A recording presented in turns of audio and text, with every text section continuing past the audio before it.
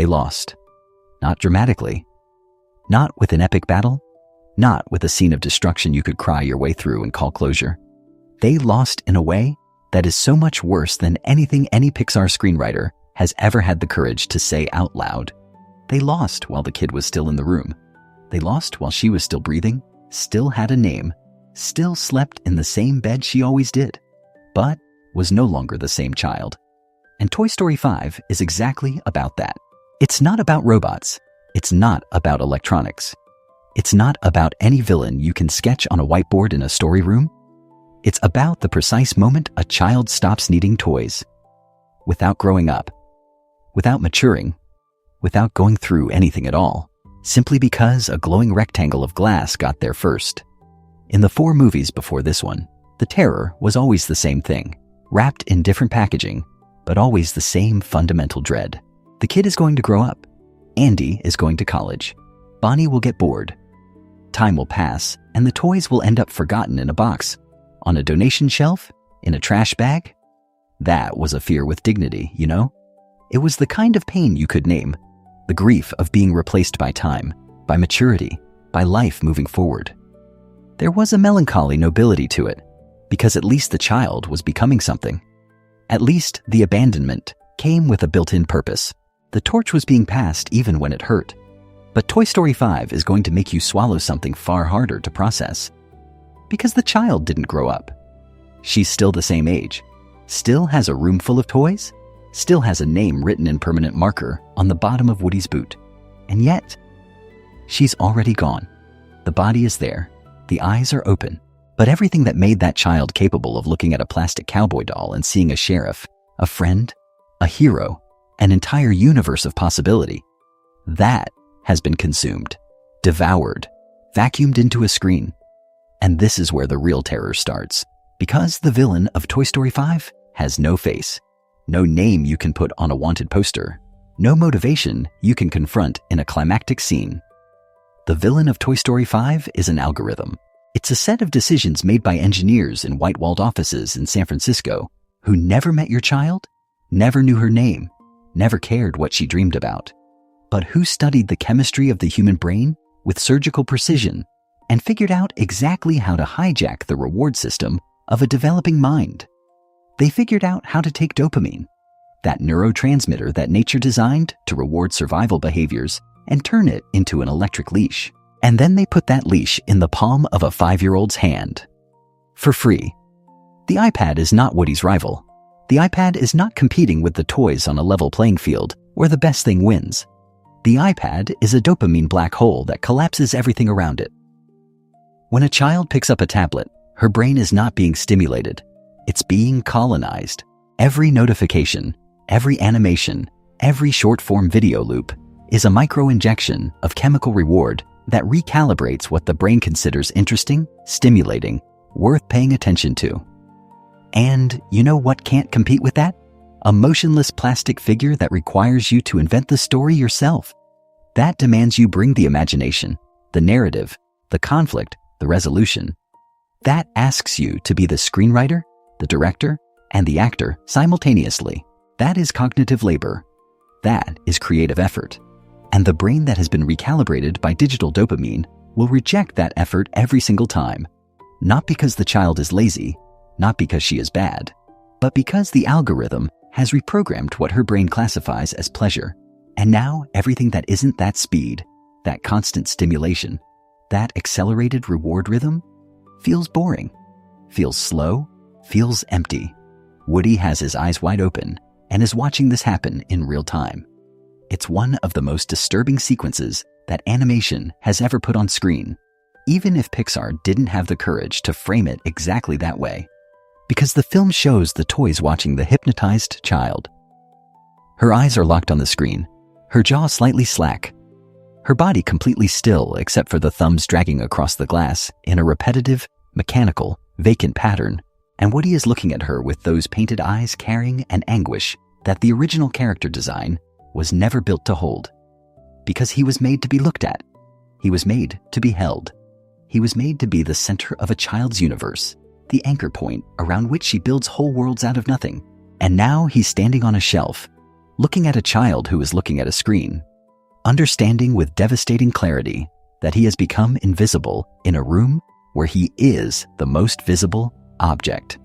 I want to stop for a second right here, because if you're already feeling the weight of this, now is the perfect time to drop a like on this video and subscribe to Animations Files 2000 if you haven't already, and then leave one comment with a single answer. Do you feel sorry for the toys? Or is this just the natural evolution of humanity and the toys are simply obsolete? I genuinely want to know where you land, because that answer reveals something about you that goes way deeper than any conversation about plastic. Now let's go back to the room, back to Woody standing on that shelf processing what's in front of him. And this is where the character's psychology begins to fracture in ways the film doesn't have sufficient vocabulary to fully articulate, but which are all there if you know where to look. Woody has a savior complex. He always has. It's the psychological spine of the character going all the way back to the first film. He needs to be needed.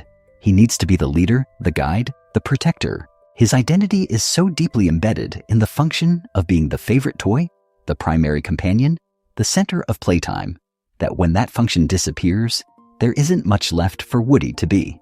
In the previous films, this was a manageable tension because the problem always had a human solution. Buzz showed up and threatened Woody's position, but Woody could act, could plan, could adapt. Sid was cruel, but Sid had vulnerabilities. Andy's family moved, but the toys could move with them, could find new children, new stories. The problem always had a dimension in which Woody could intervene. But how do you intervene against Silicon Valley? How does a pull-string vinyl cowboy compete with a team of neuroscientists, behavioral psychologists, and software engineers who spent years optimizing a product to be impossible to put down? Woody can talk, can walk, can plan, can lead the other toys on a mission, and none of that matters in the slightest when the adversary is not a human being with human flaws, but a system designed to exploit the flaws of the human brain in an automated and scalable way. This is the first time in franchise history that Woody finds himself facing a problem that has no solution based on agency, on choice, on heroic action. And it is destroying him. Not metaphorically, literally breaking the psychological architecture that holds the character together. You can see it in the attempts the toys make to get the child's attention back, and those attempts are pathetic. Not in a comedic way, not in the light way Pixar uses to make audiences laugh and feel okay. Pathetic in a way that hurts, that embarrasses you, that makes you want to look away because you recognize that particular flavor of desperation. Woody straightens his hat, positions himself in the child's line of sight, does what toys do when they want to be noticed. The child doesn't look up. Buzz tries a different angle. The other toys try to create a scene, a noise, a distraction. The child doesn't react. And then comes the longest silence in the film. The moment when the toys look at each other and none of them has the next idea. Because they ran out of ideas. Because you cannot compete with a system that was architected specifically to be irresistible. And I need you to understand what is happening at the cognitive level inside that child right now. Because the film gestures at it visually, but doesn't verbalize it with the brutality this subject demands. When a child plays with a traditional toy, she is exercising her prefrontal cortex. She is constructing hypothetical scenarios, managing narratives, assigning personalities, resolving conflicts she herself created. She is practicing empathy. She is practicing theory of mind. She is practicing the fundamental skill of inhabiting perspectives other than her own, which is literally the foundation of all human emotional intelligence. When she is screen hypnotized, especially by passive content or fast stimulation formats, the prefrontal cortex is nearly inactive. The limbic system is being activated directly, bypassing every stage of higher cognitive processing. The child is not learning anything, not developing anything. She is being held in a state of dopaminergic excitement that mimics pleasure without delivering any of the developmental benefits that real pleasure earned through creative effort is supposed to provide. The toys are watching a chemical lobotomy in slow motion, with their eyes open, conscious of every detail of the process, and completely powerless to interfere. Now let's go deeper. let's talk about what happens to a conscious being that has lost its function in the universe. Because Toy Story has always been very deliberate about establishing one fundamental thing about the nature of toys in this world. They are conscious. They feel. They have memories, fears, desires, traumas. They care about what happens to themselves and to each other. They suffer. And the franchise has always treated this as something beautiful, almost magical. The idea that these objects we loved in childhood have a rich and secret inner life that exists in parallel with our own. But Toy Story 5 forces you to look at that same concept from an angle Pixar never wanted you to look from. If the toys are conscious, what happens when they lose the only thing that gives their existence meaning? Think about it carefully. What is the ontological function of a toy? What is a toy actually for? It is not meant to be contemplated, not meant to accumulate value, not meant for decoration except incidentally. A toy exists to be used, exists to be the platform onto which a child projects her imagination and constructs worlds. The life of a toy within the mythology of this franchise is directly tied to that function. When Woody was Andy's favorite toy, you could feel the existential fullness of the character. He was fulfilling his purpose, being what he was made to be. There was a sense of completion in that, of alignment between nature and function.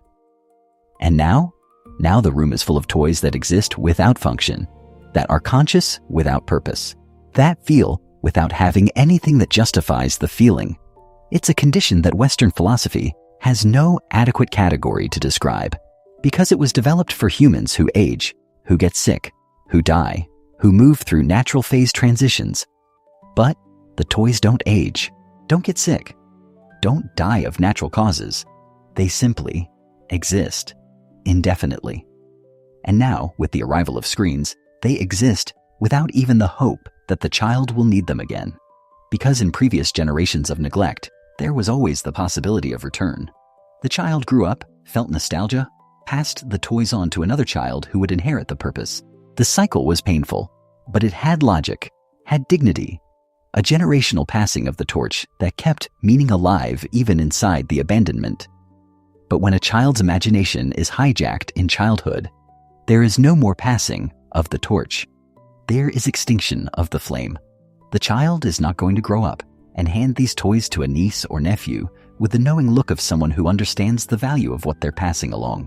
The child is going to grow up and throw an outdated iPad in an e-waste bin and store in a box toys that were never loved the way they needed to be loved to make sense. There will be no Bonnie. There will be no child on the other side waiting to receive that love projected onto plastic. The cycle broke, and the toys are trapped at the point of the break, conscious, motionless, collecting dust on the shelf of a child's room that still has a child in it, but that has become, for every purpose that matters, an empty room. Let's go back to the shelf. Back to the silence. That is the real atmosphere of Toy Story 5 if you strip out the score Pixar layered on top to stop you from feeling what is actually being shown. There is a well-documented psychological phenomenon called sensory deprivation. When a conscious being is subjected to an environment of minimal stimulation for an extended period, what happens is not tranquility. It's mental deterioration, hallucinations, paranoia, fragmentation of identity. And the toys are in functional deprivation, which is the existential version of that. They have senses. But the only kind of stimulation that matters to them, the creative attention of a child, has been removed, and they are conscious for every second of that absence, which means the child's bedroom is no longer a place of magic. It's a morgue. Not in the physical sense, because the bodies are all intact, perfectly preserved, without a mark of deterioration. It's a morgue in the cruelest sense, because it houses creatures that cannot die, but no longer have a reason to be alive, that are trapped in a condition that has no name in biology, because biology did not anticipate this possibility. Immortality has always been presented by human mythology as a gift, a goal, a blessing. Stories of vampires, gods, and immortals were written to explore the cost of that blessing, but always assuming that immortality comes with some form of agency in the world. The toys have immortality without agency. They cannot choose to age, cannot choose to die, cannot choose to transform into something different with a new purpose. They are fixed in the form they were manufactured in, conscious and functional forever, in a world that no longer needs them. And Woody knows this. The film's camera returns to Woody's face repeatedly, and each time it returns, there is something different in that face. It's not exactly sadness, though there is sadness. Not exactly rage, though there is rage. It's something more primitive and more terrifying than either of those emotions, because it is the recognition of a truth that has no remedy. Woody is looking at a future he can finally see clearly, and what he sees is infinite. Not infinite in the sense of possibility, infinite in the sense of the permanent continuation of a condition that is unbearable. He will exist indefinitely, will remain conscious, will continue to feel, and will continue without function, forever. Woody's mind was built around a very simple equation that worked for decades. Find the child, be loved by the child grows up, find a new child. That was the equation that kept the character's psychological structure functioning. An equation with variables, with challenges, with moments of crisis, but an equation that had a solution. And now, the equation has changed. The variable is no longer the child growing up. The variable is now the imagination disappearing while the child stays. And this version of the equation has no solution, no next step, no new child waiting on the other side, because all the new children are going through the same process, being collected by the same algorithm, having their imaginations recalibrated by the same digital stimulation that renders toys invisible. Woody starts doing what minds in crisis do when they confront an unbearable reality. He starts building alternative narratives. Maybe the kid just needs a screen break. Maybe one day she'll remember the toys. Maybe if the toys did something different, something more spectacular, something the screen can't offer. This is delusion in the technical sense of the word, not as an insult, but as a precise clinical description of a cognitive defense mechanism that activates when the mind is faced with a truth it cannot integrate without destroying itself. And Woody's delusion contaminates the other toys because Woody is the leader, and leaders in collapse drag their communities down with them.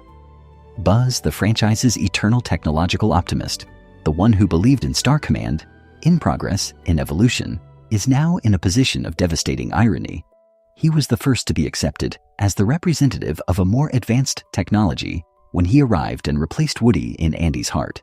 He was the future in plastic form in that first film, and now the actual future arrived, and the actual future made him just as obsolete as it made Woody. The vinyl astronaut who talked about galaxies and space missions is being defeated by a short-form video app. The irony would be almost funny if it weren't so gutting.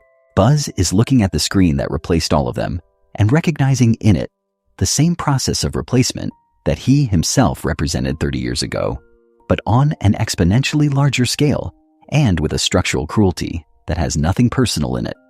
And that is exactly why it's harder to accept. Because when Buzz replaced Woody in Andy's affection, there was at least humanity in the process. Andy chose. Andy felt. Andy went through a real emotional journey of attachment, novelty, guilt, reconciliation. The replacement was painful, but it was a human process, driven by human emotions, subject to human change. When the iPad replaces all of them in the current child's affection, there is nothing human in the process. No conscious choice, no emotional journey, only the automatic activation of a reward system that was hijacked by a commercial product engineered to be more stimulating than any natural alternative. The child didn't choose the iPad over Woody. The child was captured by the iPad before she had the cognitive maturity to make conscious choices about how she wanted to use her attention. That's the difference between losing a competition and being eliminated before the competition begins. Jessie is going through her own parallel collapse. Jessie has an abandonment history that is the foundational trauma of the character. She was left behind by Emily when Emily grew up, and overcoming that abandonment was the emotional arc of the second film.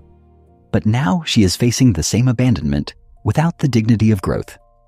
Emily grew up and no longer needed Jessie because she became a teenager. That hurt, but it had logic. The current child no longer needs Jessie, not because she grew up, but because she was captured while still a child. And that resonates through Jessie's trauma in a way the film cannot address without transforming itself into a mental health document that Pixar clearly was not prepared to produce. The rest of the toys are easier to overlook individually, but collectively represent something the film captures without naming: a community in slow deterioration. When conscious beings lose the shared function that gave the group cohesion, the group begins to fragment. The small tensions that existed before, resolvable because there was a common project, a unifying purpose, become irresolvable because there is no longer a common project. Rex, who was always anxious, is in chronic panic that no longer has a narrative exit. Ham, who was always the group's cynic, is in a darker form of cynicism that is no longer funny because it has become the most realistic position available. Mr. Potato Head is literally coming apart because without a child's hands to reassemble him, there is no one to return coherence to his physical form. And that is the most honest metaphor the film produces about the state of the entire group. They are coming apart. Not dramatically, not visibly, but internally, at the seams that kept each one's identity cohesive. Because identity requires function. You cannot be a cowboy hero without someone who needs a cowboy hero. You cannot be a space ranger on a mission without someone who dreams about space missions. You cannot be the piggy bank, where the kid keeps her quarters without a kid who keeps quarters. Without function, identity starts to ring hollow, starts to feel like a performance you keep giving for an audience that already left, starts to become a lie.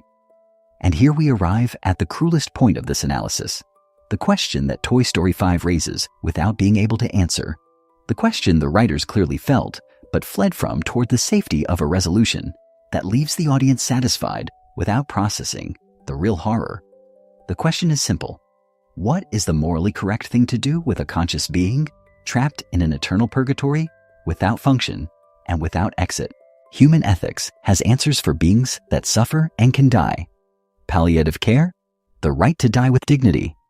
These are conversations humanity is having with increasing seriousness because we recognize that prolonged conscious suffering is one of the most fundamental forms of cruelty that exists. But none of those answers apply to toys because toys cannot die of natural causes. So what is Pixar going to do with that problem? The honest answer is that Pixar is going to find a way out. They're going to build a narrative in which the toys find a new function, a new purpose, a way to remain relevant in a world of screens. Maybe they learn to use technology to their advantage. Maybe they find children who still retain the capacity to imagine. Maybe there's a message of hope about coexistence between toys and technology. And that resolution is going to be emotionally satisfying. It's going to make the audience leave the theater feeling good. It's going to sell Toy Story 5 merchandise that kids will receive as gifts and place on their shelves while they go back to their screens. Pixar is going to do that because Pixar is a corporation. Because animated films need audiences to come back. You cannot end a Pixar film with Woody sitting on a shelf, processing the infinity of his own conscious purgatory, while the child's thumbs slide across illuminated glass. Even if that is the truth, even if that is the real horror the film is documenting, without the courage to name. But you and I don't have that obligation.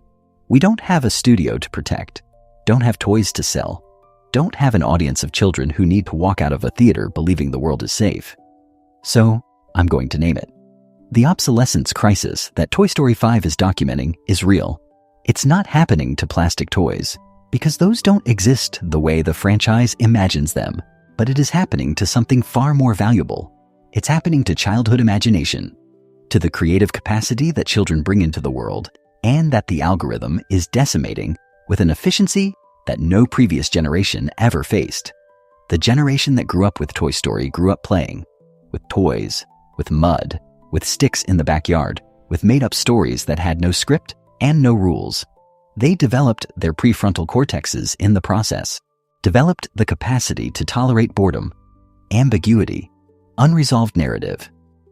The current generation is growing up in a radically different condition, with permanent access to stimulation that never stops, never asks the child to contribute creatively, exists to be consumed rather than amplified by imagination. And the consequences are beginning to show up in childhood mental health data that is staggering. Childhood anxiety rates climbing exponentially, attention spans collapsing, tolerance for boredom at historic lows, capacity for unstructured play decreasing with every successive generation. All of this is documented, All of this is happening. And Toy Story 5, whether it intends to or not, is producing the cultural document of that crisis. It is putting on screen the image of worlds of imagination draining in real time, of creatures made of purpose losing their purpose, of rooms full of beloved objects becoming mausoleums of a form of childhood that is being extinguished by the velocity of technological progress. Woody looking at the screen that captured the child is the most honest image this franchise has ever produced. It's a mirror Pixar didn't want positioned that way, but that reality forced into the screenplay. Because you cannot make a film about toys in 2024 without making a film about screens. And when you make a film about screens, you are making a film about the end of everything toys represent, not the end of specific toys. The end of the human need for toys, the end of the form of cognition that toys serve. And that is a grief that has no ceremony, no scheduled date, no final embrace captured in slow motion with a Randy Newman song swelling underneath. It happens silently. It happens while the child is in the room. It happens while the toys are on the shelf. It happens while the parents are in the next room thinking the child is safe because she's home, because she's not on the street, because she's quiet. The quiet of a screen-hypnotized child is the most frightening thing in Toy Story 5 because it looks exactly like safety and is precisely the opposite. It is the silence of an imagination that stopped working, the silence of a room full of possible worlds that no one will ever visit again. And the toys hear that silence with a clarity no adult can access. Because they exist in the space of childhood imagination, the same way fish exist in water. They were made for that environment. They breathe in that environment. And as the environment disappears, they feel every molecular shift of the absence. They feel the imagination weakening the way they feel the temperature of the room changing. They know before any adult does that something fundamental has been lost, and they have no way to communicate it, no way to warn anyone. They can only stand on the shelves, watching, conscious, as the world that made them possible dissolves around them. This is the defining tragedy of Toy Story 5. Not that the toys will be thrown away, it's that they will remain intact, conscious, infinite, in a world that no longer needs them, in a room that has become a museum of a species of humanity being replaced. Not by robots, not by artificial intelligence in the literal technological sense, by the absence of imagination, by the substitution of creating for consuming, by the colonization of the child's mind, by a system that does not want to grow complete human beings, it wants to produce dependent users. And Woody, standing on that shelf, hat slightly crooked, gaze fixed on the window or the screen, or nothing in particular, is the involuntary monument to all of it. The accidental sculpture of a lost humanity hasn't named yet. A plastic cowboy toy that survived Andy, survived Sunnyside, survived Bonnie, survived decades of stories, and is now surviving his own functional extinction with a patience that can only exist in a being who has no choice but to endure. Before I go, one last thing, quick. If this hit you the way I think it did, drop a like on the video and leave your answer in the comments. Do you feel sorry for the toys? Or is this inevitable? Your answer matters more than you think. He will keep existing. Will keep feeling. Will keep being Woody. Even if no one needs a Woody anymore. Even if the function of being Woody has become a fiction, he performs only for himself. In a room where the only audience is himself and the other toys. All of them performing their own fictions for their own empty houses, in a play that has no spectators and will never end because the actors don't age and the stage never closes. That is purgatory. Not fire, not punishment, not anything dramatic enough to have a name in medieval theology. It's a child's bedroom, with a child, with toys, with a screen, with a silence you can only hear if you know what used to be here before. Toy Story 5 is an animated film. It's colorful, it's exciting, it has a satisfying resolution, it has Randy Newman, it has moments that will make you cry in exactly the right ways, the safe ways, the ways Pixar engineered with surgical precision to make you feel catharsis without processing trauma. You're going to walk out of that theater loving the film. You're going to want to see it again.